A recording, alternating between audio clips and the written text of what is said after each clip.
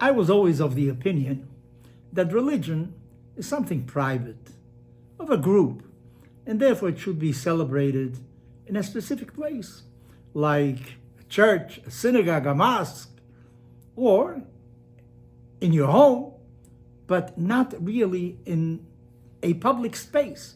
That belongs to everyone. Yet, I remember vividly, while a very young man in Lima, Peru, seeing a manifestation of thousands, hundreds of thousands, maybe over 1 million. The Lord of the Miracles, it was called. And people in a procession, in silence, very serious in worship apparently, all dressed in purple. El Señor de los Milagros in Spanish, the Lord of the Miracles. And that left a tremendous impression upon me. But yet I felt we Jews are a minority in most places in the world, with the exception of the state of Israel. So therefore, we should not really occupy public space. But yet, I see that there are political manifestations all over the place. Those that have different sexual orientations annually have parades throughout the city. They're not the majority, they're a small group. And I'm beginning to think we are leaving the public space to others. Lubavitch, which is a group of Hasidim all over the world, they put up a big menorah called the Chanukiah every year for Hanukkah.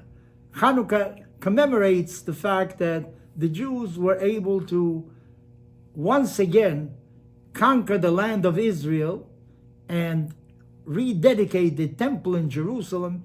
Didn't find enough oil to light the candelabra that was always lit at all times, but there was only one little crucible of oil, enough for one day. And a miracle occurred that this crucible lasted for 8 days, enough time to produce new oil.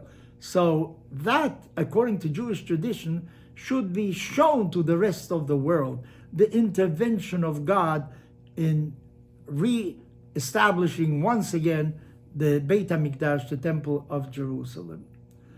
Well, I've had my reserves, as I say, but then on the other hand, I see all the manifestations.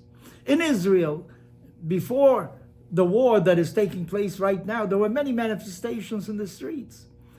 All over the world, there are political manifestations, especially now, after October 7th, after the greatest crime perpetrated against the Jewish people since the Holocaust.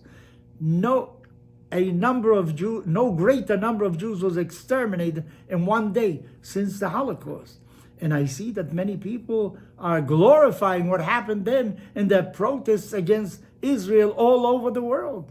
So I think now, maybe we are right. We should also do our protests. And therefore I applaud now. I think in Washington there were over 300,000 people that were solid behind Israel.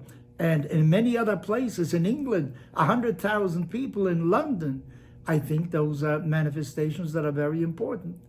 There's a rabbi by the name of Mark Angel. He says that we Jews have public manifestations of our religion really twice a year. Once is in Hanukkah, as I mentioned, with the display of the menorah. And another one is on Sukkot, when we go with our lulav, which is a palm, and an etrog, which is some kind of citrus fruit, all over the street. We also build sukkah, which is a hut, and sometimes they're built on balconies so they can be seen from the street also. So we also have public manifestations. But I said to myself, what are we preaching in those days? In Hanukkah, what we are preaching is liberty of faith, liberty of observing your religious faith according to your ancestors, and not to succumb to the will of other people, which this is what happened then, because the Syrians tried to impose one culture upon the entire district and were against the Jews because the Jews wanted to practice the religion of their ancestors. What do we commemorate in Sukkot? On Sukkot, we commemorate the fact that God protected the Jewish people for 40 years while they were in the desert.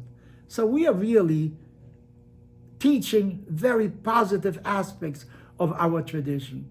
And now, from now on, I don't think I'm going to oppose any public manifestation, because if you leave the public square to the negative forces in this world, they are the ones that are going to win. We have to oppose them. We have to show that there is another way.